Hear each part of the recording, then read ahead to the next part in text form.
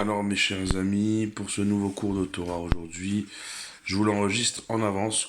Comme vous pouvez voir derrière moi, il fait encore plein jour.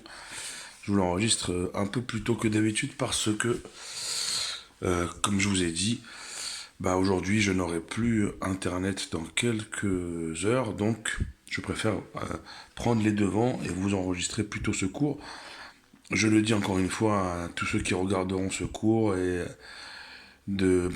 qu'à partir là de cet après-midi j'aurai plus internet, je serai plus joignable. J'essaierai de capter une autre Wi-Fi ailleurs. Ce sera pas avant même demain soir ou demain en fin d'après-midi, puisque demain je rends mon appartement où je suis et je vais ailleurs. Donc que personne ne s'inquiète. Tout va bien, j'essaierai demain soir de là où je serai sur une autre Wi-Fi de vous enregistrer le cours de demain soir. En tout cas, le plus important, comme j'ai dit, c'est la Torah. Et donc voilà, l'important c'est qu'on fasse. On arrive avec l'aide de Dieu, tout se fait avec l'aide de Dieu, de continuer à étudier et à envoyer un maximum de force à nos frères et sœurs en Eretz Israël. Voilà, il y a encore eu malheureusement des soldats qui sont tombés. Et il faut pas lâcher, il faut redoubler de Torah et de mitzvot. Et hier, on était... En fait, pourquoi on redouble de Torah et mitzvot? Pour sauver et faire qu'il y ait le moins de soldats possible qui tombent et sauver le plus de soldats possible, le plus d'otages possible, les maintenir en vie, qui reviennent vite chez eux en bonne santé et surtout en vie. Et aussi pour la protection de tous les civils, tous nos frères et sœurs en Israël, du nord au sud et du sud au nord. On était resté hier, lettre guimel de la Sikha du Rebbe, sur Paracha qui dit ça. On continue. Et là, il faut comprendre, nous dit le Rebbe. Kevan Sheka Amur lo Uksha le Moshe Rabbeinu Ma'u Machatzita Shekel, puisque il n'a pas paru à Moshe difficile de comprendre Mahatzit Shekel, la mitzvah du demi-cycle qu'on devait apporter au Mishkan, au temple. Et là, chez l'eau, Evin Ketzad Mesugal Mahatzit Shekel liot Kofer Nafsho. Mais en fait, ce que Moshe, il n'a pas compris, il n'a pas compris. On parle de Moshe Rabbeinu, hein. Si lui, il n'a pas compris, nous qu'est-ce qu'on va comprendre? Qu'est-ce qu'on comprend?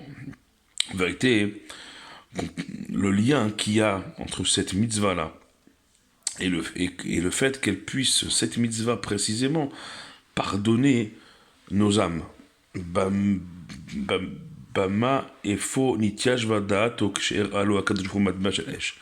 Et comprendre aussi comment, quand Akadosh Baruch Hu, il a montré à Moshe Rabbeinu, cette pièce de feu, alors ça l'a rassuré, Moshe. En quoi, maintenant c'est à nous de comprendre comment cette pièce de feu a pu rassurer Moshe sur le fait que Machatzit Shekel, elle puisse pardonner une telle faute, en parlant bien sûr de celle du veau d'or, et pardonner nos âmes. Alors, Yuvan al-Pi Mashal, le rabbi il nous dit on va comprendre ça par un mashal, par une image. Il y a Shomrim chez Mekoro Me'abal Shem Tov, il y a ceux qui disent que cette image elle provient du Baal Shem Tov, Rabbi Israël Baal Shem Tov. Echad lamadet melechet tzorfot hakesef ve'azav.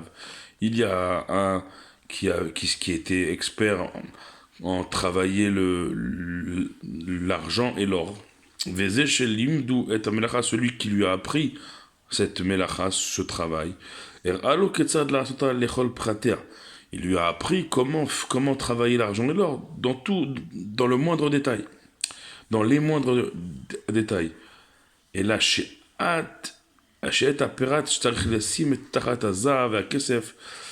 maintenant, le détail précis, un détail, qu'on a besoin de mettre du feu en dessous de l'or et de l'argent, ça, il lui a, lo amarlo, il lui a pas dit, il lui a pas appris.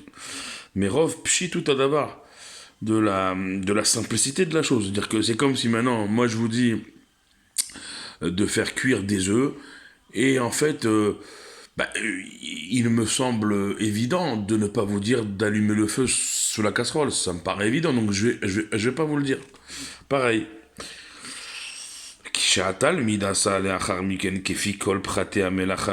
Ou quand après son élève, son apprenti, il a fait dans les détails qui lui ont été enseignés.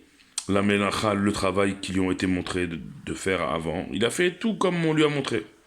Dileg al-Pradze, il a sauté ce détail-là, qui paraissait évident, d'allumer le feu, de mettre le feu, en dessous ces métaux précieux que sont l'argent et l'or.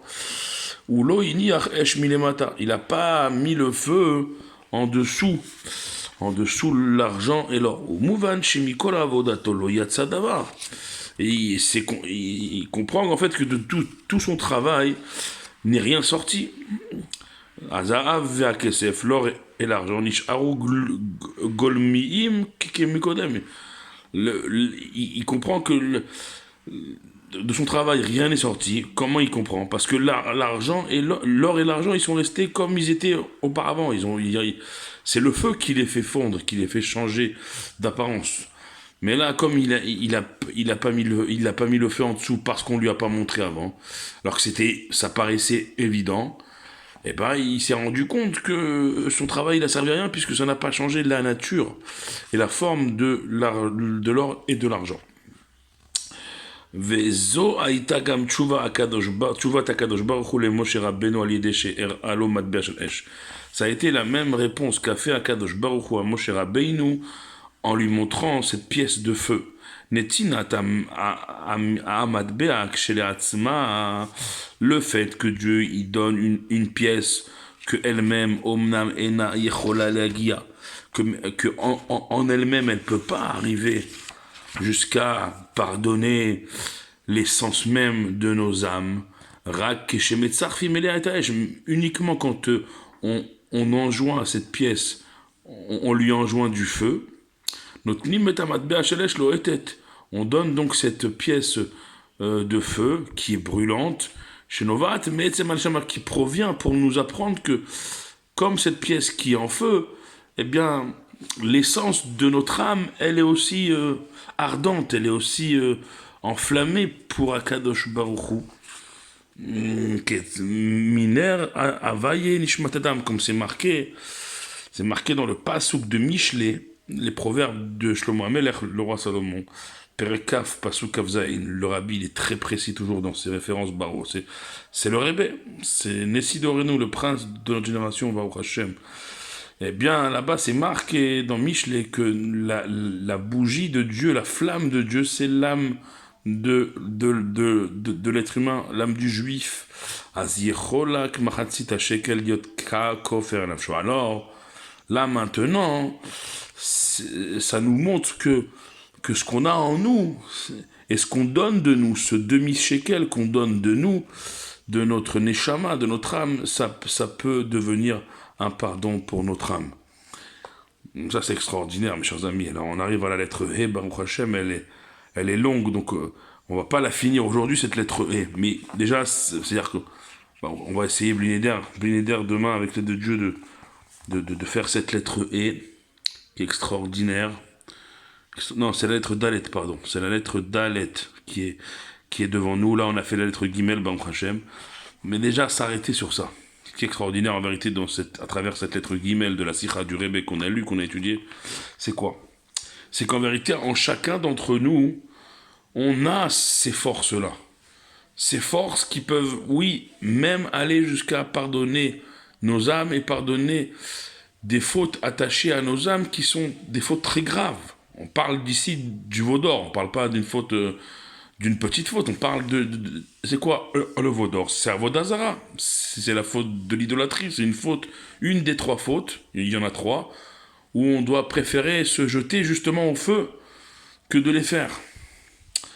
Et justement, c'est intéressant et c'est limite normal en fait. Hein. Excusez-moi si vous voyez tourner la tête, c'est que je cherche un endroit où poser respectueusement le livre du Rebbe.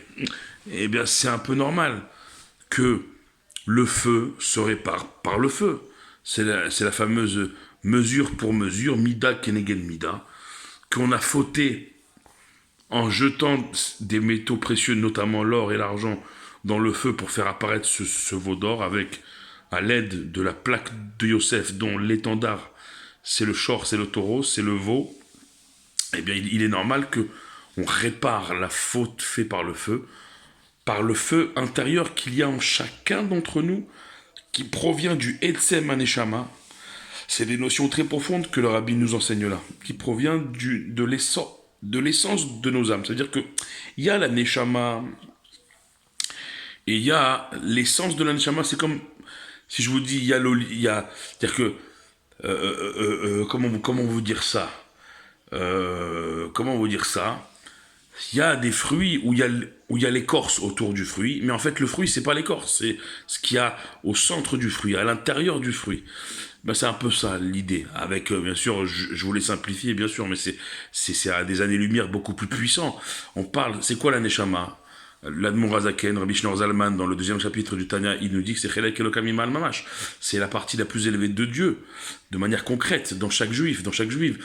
Donc cette partie de Dieu, qui est en soi déjà très élevée, la plus élevée qui soit, et ben au centre de cette neshama, au centre de nos âmes, brûle ce qu'on appelle le etzem, l'essence. Et ça, c'est comme un cœur nucléaire, en fait, en vérité. Cette essence, cette essence de cette partie de Dieu qui est en chacun d'entre nous, c'est ce feu-là qui peut aider à éteindre le feu de nos fautes et nos ardeurs et nos pulsions. Voilà pour ces quelques mots de Torah pour aujourd'hui. Donc, on va essayer, Blinéder, avec l'aide de Dieu toujours, de se retrouver demain soir pour un nouveau cours de Torah tous ensemble d'un autre endroit. Et d'ici demain, que toutes nos forces, notre Torah et nos mitzvot aillent pour nos frères et sœurs en Eretz Israël, nos otages, nos soldats, nos civils, et que Dieu apporte la consolation aux familles qui ont perdu leurs enfants, leurs soldats, nos frères tombés, que bientôt on va tous revoir. Bientôt on va revoir tous ceux qui sont tombés, tous nos chers disparus, on va les revoir bientôt avec la venue de Mashiach et la résurrection des morts et le Beth Amikdash, le 3e temple, reconstruit à Yerushalayim. Amen, Ken Yireh Ratzon. D'ici là, d'ici demain, Baruch Adonai Leolam. Amen ve Amen.